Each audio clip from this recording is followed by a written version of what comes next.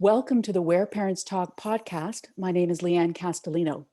How should parents broach the subject of money management and financial literacy with their children? That's our topic of discussion today. It comes in a month during which the 9th annual Talk with Our Kids About Money Day took place in Canada on April 14th. Our guest is Gary Rabbior, president of the Canadian Foundation for Economic Education and a father of three. Thanks so much for being here. Thanks for having me, Deanne. I look forward to it. I wanted to start with a bit of history, Gary.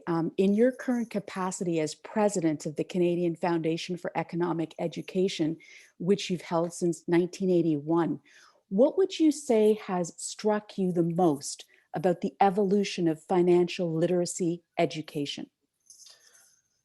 Interestingly, having been in it over these decades now, I'd have to say it somewhat waited its turn. When I first got involved in this area of learning, and the foundation actually, interestingly, gets involved in four areas which coincidentally align with our acronym, and that is C, career education, F, financial, E, economic, and E, entrepreneurship. And those are the foundation building blocks we feel exist for a healthy and happy, successful future. But when I first got involved, it was economic education that everyone was concerned about. Economic realities were really impacting people's lives, high rates of inflation, all sorts of things back in those days. And economic education got the star attention. Then it evolved into entrepreneurship, where all of a sudden the world opened up and recognized how important entrepreneurs were to job creation in the world. And then after that, it became career education. And it was such that everybody was focused on how do we get kids into the right careers, and the federal government, tended to fund most programs that had the word career in it because the whole focus was on that. And then the financial crisis hit in 2008. And that was probably a turning point when financial education came to the forefront and has had it today ever since, because that was a period of time in which virtually everybody's life was affected and impacted.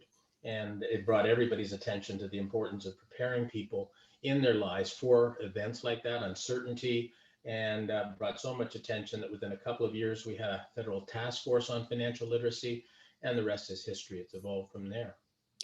It's so interesting to hear you itemize all of those key points, because we're talking about a 40-year span here, which in any sort of area is a massive amount of time. But when you talk about money management and how we view money as a society and the education of children in that respect, it makes you wonder, like, what would you say are some of the foundational things that you've learned in that span with respect to how to teach parents, um, how to teach their kids about money and financial management?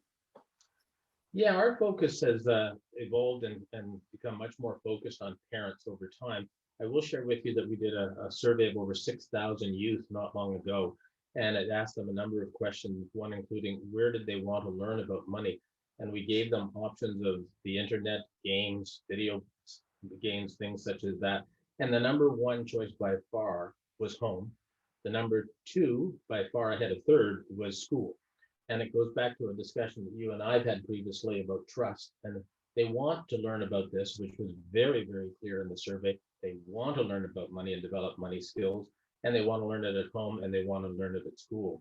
And I think that means that parents have to understand they have a very willing and ready audience to listen and to participate in the opportunities to provide. So I'd say for parents, one of the first things that is required is simply the will to do something.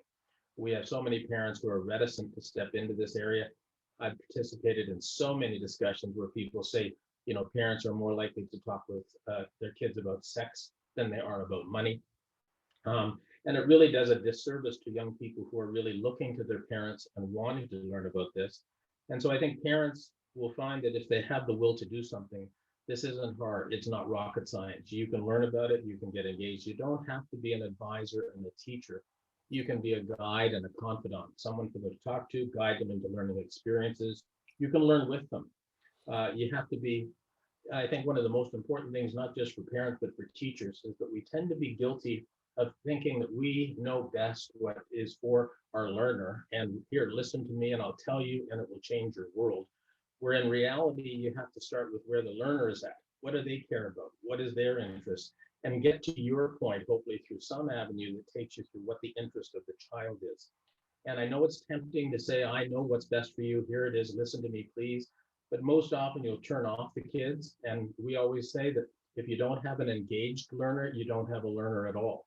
And so they really have to have the will to do something. They have to develop the capability to do something. They have to be open to discussion with their kids, start and learn where their kids are at and what those interests are, and be a facilitator, not a teacher. In our talk with our kids about money resources, and they are available freely on talkwithourkidsaboutmoney.com. For the home program, we structure the resources much differently. We don't put parents in being the position of a teacher.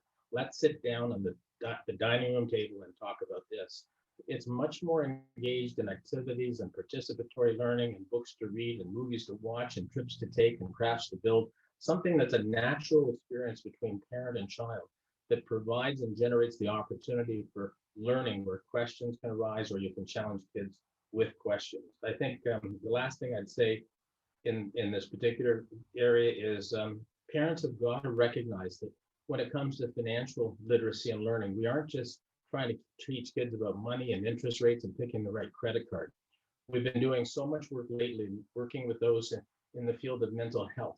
And we are actually building the foundation skills to help a young person stay in control of their life, make good decisions, not evolve into a situation of financial stress and anxiety that so many adult Canadians experience now, and which, if they persist, often manifest themselves into mental challenges, which is particularly true during the pandemic. So if parents are looking for why to do this, there are so many reasons, but one of the key reasons is to make sure you help your child be able to resist all the temptations, all the forces, all the factors, all the influencers that are going to have them make decisions that will extend them beyond their level of comfort and into those zones of stress and anxiety.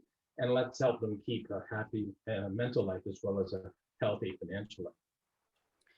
Certainly lots to unpack in that whole piece there, Gary. I want to ask you specifically, where do you think that the reticence that you mentioned that parents have with discussing money matters with their children, where does that reticence, do you think, come from?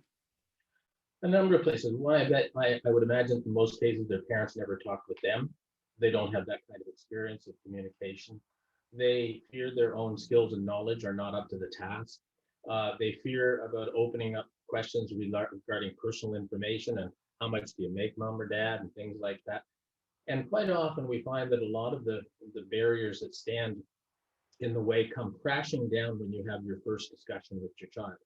You discover that it's not hard. They are interested. They don't really care often about how much you make. They're more interested in their own world and the decisions that they're facing. And the questions that they ask, if you don't know the answers, can easily be found out. You know, with the help of your organizations and available good resources, it's a matter of minutes before parents can often learn about the kinds of things that their kids may have asked them about. So I think there's a historical legacy of this kind of thing with many people. There's somewhat of a personal fear about it, a concern about their own knowledge. Parents have so often said to me, I've made so many mistakes. You know, how do I teach my kid? And I tell them that makes you the best teacher ever. Mistakes are the best learning experiences you can have, and you can help you make sure your kids don't make the same mistakes going forward. So I think the barriers that stand in place, if parents are interested and listening, just try it. You'll find that so much of what you were concerned about that isn't anything to worry about. On that note, what kinds of financial literacy tools and programs have been shown to work in helping parents teach their kids about money management in your experience? I think probably the most important aspect of the kind of resources, tools, techniques that parents can do with their kids is to make sure that it's an active and participatory and experiential one, not a sit down, listen to me, tell you what it is about. Let them discover, let them be involved in creative situations where questions arise or that you can pose questions that get the conversation started. I think you've got to make sure that in a parent role, by and large, there will be times, especially later on, but now it can be fun. It can be an enjoyable experience, and they can associate a good time with actually and probably not even know they're learning, but they're developing good information that will serve them well later. Be conscious of the fact that you're always teaching them whether you think you are or not. Kids are the most observant of all, and look and learn from their parents. They watch relationships. I think one of the things we always alert parents to is be cautious and mindful of the fact that there's a power relationship in money that you've got to be mindful of. If money is used within the household as an exercise of power to hold influence of one over the other, kids see that and they develop a certain perception of money and its role that maybe you don't want it to have. Allowances are something that is a totally personal matter. Every parent wishes there was a guidebook on allowances to tell them what to do, how to do it, how much it should be. And the reality is that allowances are very much come from your personal choice, your values, your own history, what you want to do with it, what you want them to learn from it. But allowances can be a great learning tool, and we usually advise that make it such that they're given money that they have to make decisions with. It's not, here's the money that you need today because you got to take the bus and you got to buy lunch and whatever. That really doesn't involve them in making decisions and dealing with what they have to. I mean, a common exercise, and one of the young people in grade, I think he was 9 years old yesterday, in our talk with our kids about money, virtual showcase, did a whole video on piggy banks and having a piggy bank for your spending, your saving, and helping others, and things such as that. So there's different ways and approaches you can use an allowance to do that as well. And I would say, if when I'm always asked by people in interviews and others, what's the most important thing to teach your kids about money? I always preface it by saying my answer might surprise you, but the number one factor, I think, by far, is to teach your child a sense of self-efficacy. And what that means is that they have the confidence in their ability to set a goal and achieve it. And you can do that from a very young age, 3, 4, 5 years old, saving for something or getting something that you work towards. You make trade-offs to get there. You give up this today because you're working your way for that. And then they get that feeling of what it's like to have gone that journey to make those trade-offs and then realize what they had hoped to get. If you can instill that sense of self-efficacy in a child that they carry with them through their lives, that's a ton of financial literacy right there, because later on they'll set their financial goals, they'll set a budget on how to get there, they'll make trade-offs of certain things to be able to stay on course. All of those things empowered by the fact that they have set a goal and they believe in their heart they can achieve it. And so starting from a young age, if you can instill that in your child, it's the number one thing I think helps build a healthy, successful financial life. So much of what you allude to there has just been magnified and, a spotlight cast on it during this pandemic. What would you say specifically that this pandemic has done in terms of impacting how financial literacy is taught and how money management is taught? In many ways, excuse me, I think it's reaffirmed and enforced even further the interest and elevated interest in financial literacy. The financial crisis did hit many people, almost most people, in some way, shape, or form. The pandemic has hit people hard one way or the other. Actually, it's an ironic situation where during these times of the pandemic, those who have been prepared or in certain areas are actually doing very well, and others are doing, unfortunately, struggling very mightily. And it's a really disparate pandemic, if you like, but it has, in one way or the other, brought further attention to making sure that people are financially prepared in life and ready for any kind of eventuality. This has been a financial shock for so many.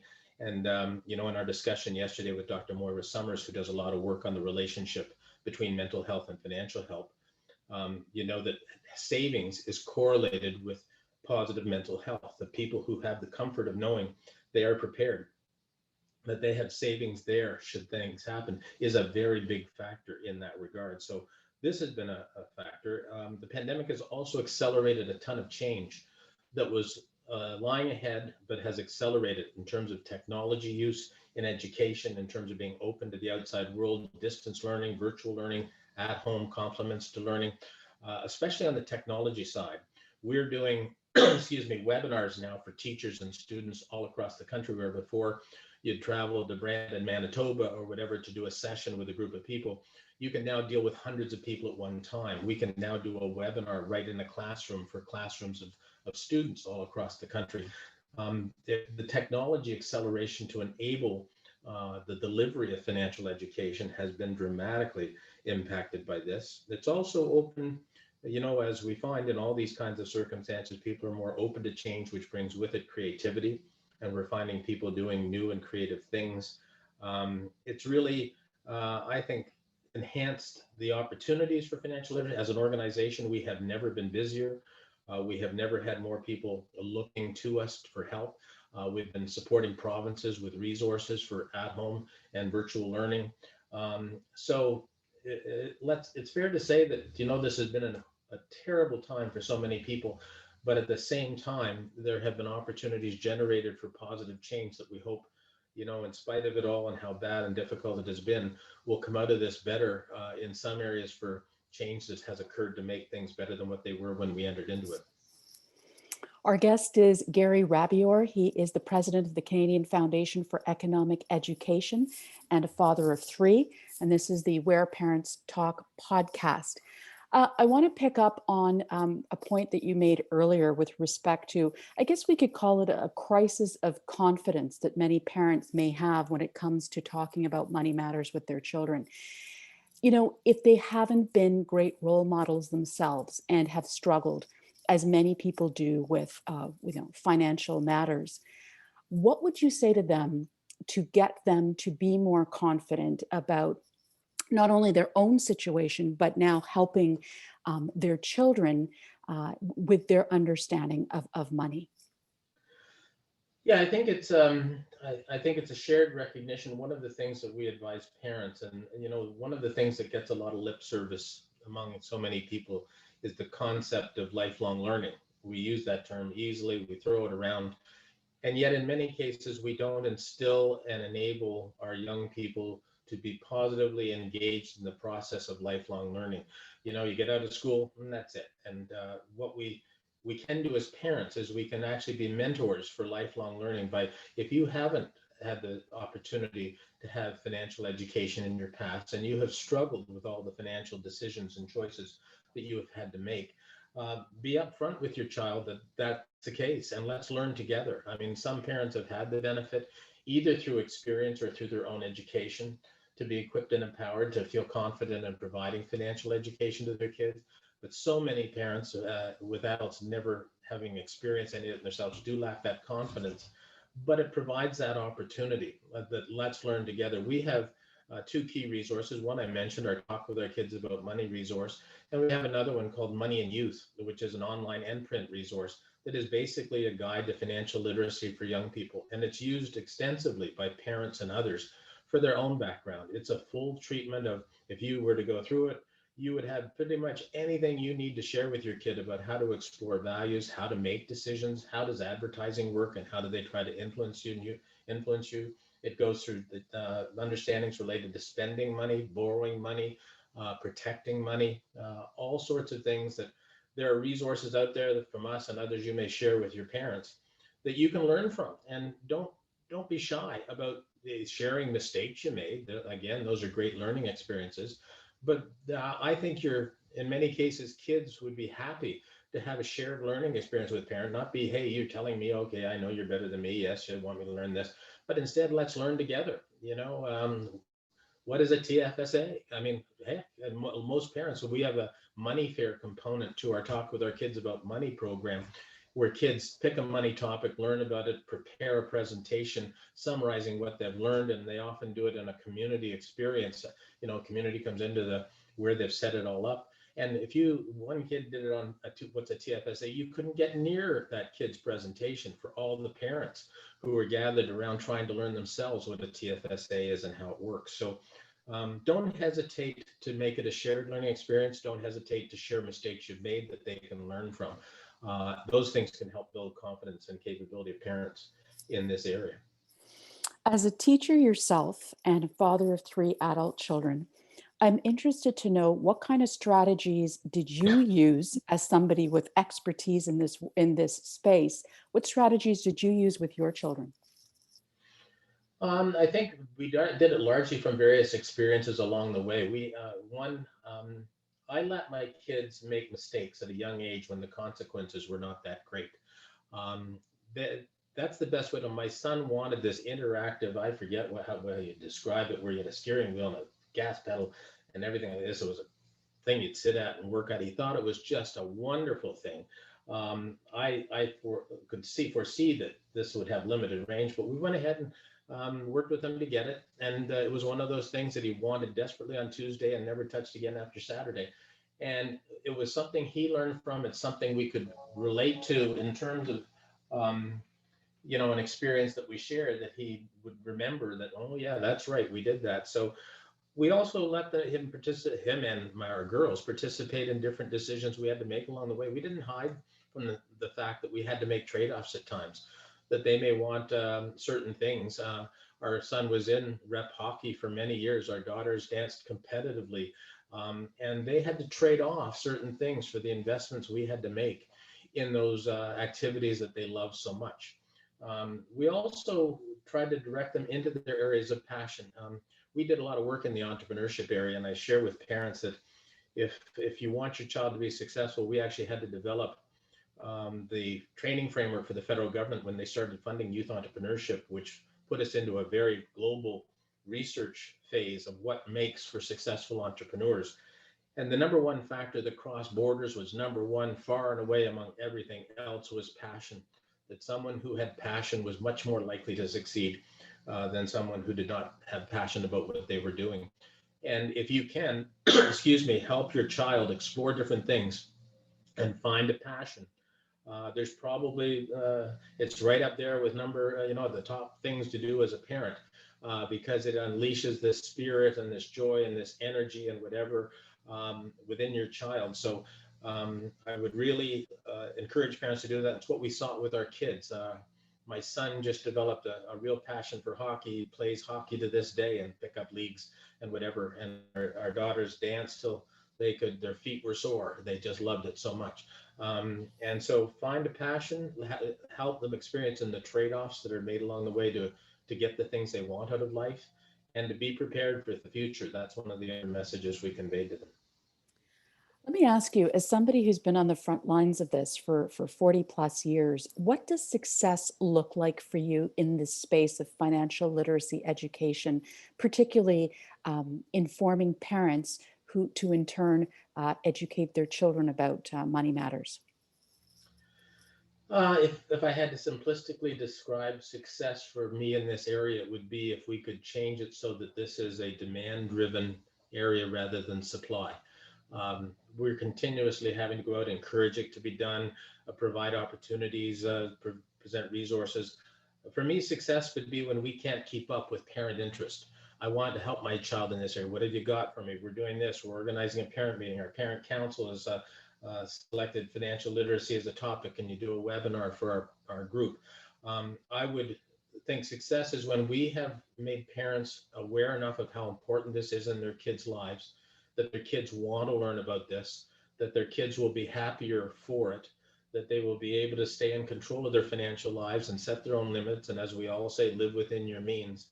That when parents are engaged, committed, and have the will to do something, and they are coming to us rather than us trying to have to go out and encourage them, that for me would be success. Interesting when you talk about living within your means. I mean, I think it's safe to say that a lot of what we're seeing today in this space is exactly the opposite, right? So, access to credit, carrying debt, even large debt loads is increasingly acceptable. We see governments of all levels doing it. How has that impacted your messaging and your education of families and certainly children? One of the key messages we take out of this, because it's something that you always have to be mindful about, is our incentives. That most human behavior is impacted by incentives, either the pursuit of benefit and uh, and reward, or the fear of punishment or penalty. And if you look at the world today and the debt load that people are taking on, it's only rational behavior in some cases. People wonder why it's happening. Why people? You have historically low interest rates. You have challenging economic times. You have parents desperate to put their kids through school and support them. You have all the demands placed upon parents at the same time as you have historically low interest rates enabled people to borrow, and all the people who are trying to get you to borrow. So part of the whole thing about financial education is you have to be able to set up your own limits. I was in Newfoundland not long ago speaking with a school principal. He said, I'm going to take advantage of you, excuse me, while you're here. My wife and I went looking for a mortgage of 150,000 to buy a home. And, we were informed that we could afford 500,000.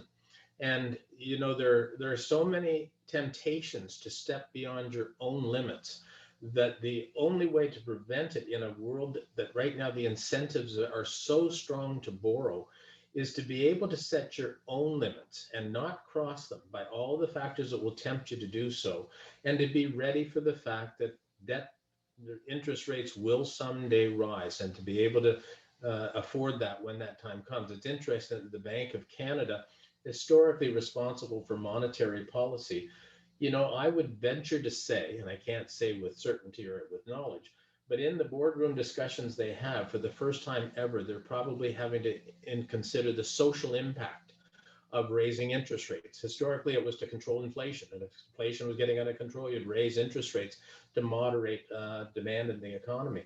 But today, knowing that if you raise interest rates, there are so many people at the edge or just beyond the edge that you will tip into a chasm, has got to be something they've got to consider. And that's the societal place we've gotten ourselves to. And a lot of it is from the fact that people weren't prepared. They didn't know how to manage their overhead. So many forces operating on them, so many incentives to do this, to buy that.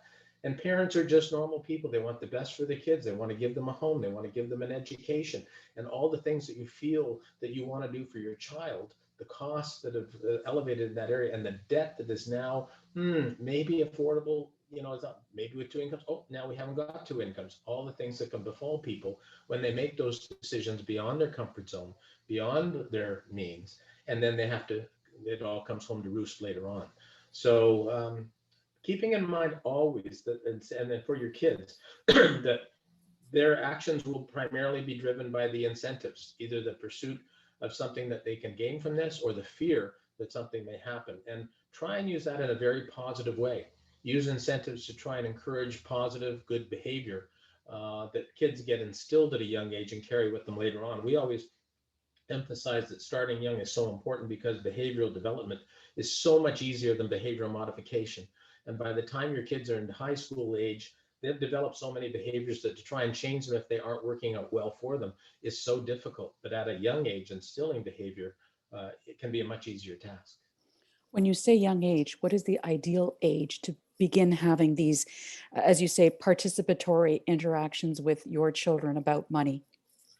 Oh, I would say easily in a fun and engaging way at down at 3 and whatever. I mean, you probably heard the famous experiment done at Stanford with taking 2-year-olds and sitting them in a room and putting a marshmallow on the table and telling the kids that you can go ahead and eat the marshmallow, but I'm going to go out for a second, and if it's still there when I come back, I'm going to give you 2. And it was a whole experiment about the recognition, or did they have an instilled sense of deferred gratification? Are you willing to wait now to do better later? And monitoring those kids over the years, the ones that waited for the second marshmallow did so much better later on in their careers and education and whatever, because they had this willingness to defer now for it to be better in the future. And those kinds of things through actions, through, I mean, heck, I've got a 1.5-year-old grandson who you can already start to see has got to learn that there are trade-offs to be made. You can have this, but not that. And you can start, it's more of a challenge at that age, but by the time they're 3 and starting to develop certain behaviors of understanding things, I would think on our Talk with Our Kids About Money program, we actually have resources starting at the age of 4 and 5. And so if parents have kids at that age, there are activities and some things that can be done as low as those ages. And it's interesting. So we talked about the fact that this year you celebrated the 9th annual Talk with Our Kids About Money Day. Just curious, what struck you, or what has struck you over the 9 years that this has taken place, and in particular this year? Well, it was interesting that what we started with was the simple request for one day. Since it wasn't extensive in the schools, we knew that if we asked for a course or a module or whatever, you always get pushback because a curriculum is regarded by many as a zero-sum game. If this is coming in, what's going out? So we started asking for the third Wednesday in April as one day.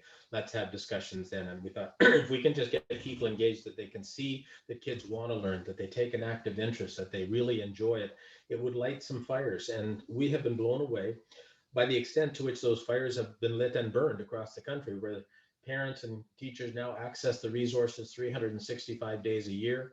It has spawned creativity. We've had entire schools and school boards participate in the program. We have the money fair that we talked about earlier that would evolve from a school in Ottawa that came up with that idea. Some of the schools do money days now that came out of a school in Fredericton, where you invited people from the community who were involved in different aspects of financial work to come in and be in classrooms that teachers, that students would move through and hear from different people in their communities. All sorts of creativity has been unleashed, all sorts of different kinds of activities. So what we had hoped for from this program 9 years ago has now resulted in over 8,000 schools participating in all sorts of creative and different ways to get those conversations and get young people engaged in learning about money. And I guess the other thing to complement that is the incredible capability of young people to learn in this area and to get interested in this area. Yesterday, we had our showcase of our virtual money fair that we pivoted to this year, given the pandemic, where we asked young people ages 8 to 14 to pick a money topic of interest, research about it, and then prepare and submit to us a video, a maximum of 3 minutes long, showcasing what they learned and what others could learn from it and how it affected their lives. And the quality of what these young people did was just incredible. And we showcased our 7 top ones yesterday. And I think the most common word you heard from those who were participant in watching, parents and teachers, was inspired. We so often sell our kids short for what they're capable of doing. And this showcase yesterday just helped show what they could do. And I think that's one of the things that's inspired us both from the program and its success, and where we can still go from here, because there's so much more we can do. And it's so interesting in terms of, doing research for this interview, and you alluded to it earlier, is the idea that, the learning exchange that's going on between parent and child and parent, the idea that parents can be learning from their children as well as the opposite. So certainly very powerful. Gary, I'm just wondering, is there anything that I didn't ask you that you'd like to add? No, I think most particularly, I guess, is the emphasis that the correlation with mental health, and that parents are mindful of the fact of how significant this challenge and task is for what we're trying to do with our young people, rather just prepare them to be able to manage their financial skills, decisions, or manage their financial decisions and actions later on. Is we are in the business of trying to make sure they have a happy and successful life.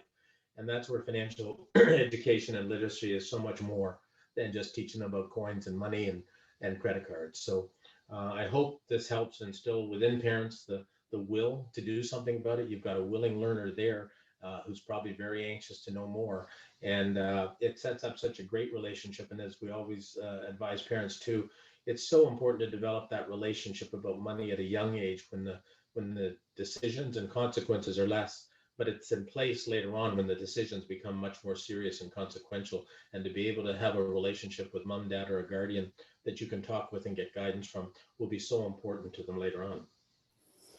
All kinds of wonderful ideas, tips, and strategies for parents. Gary Rabbior, President of the Canadian Foundation for Economic Education, thank you so much for your time and insight today. Thanks for having me, Lianne. I enjoyed it.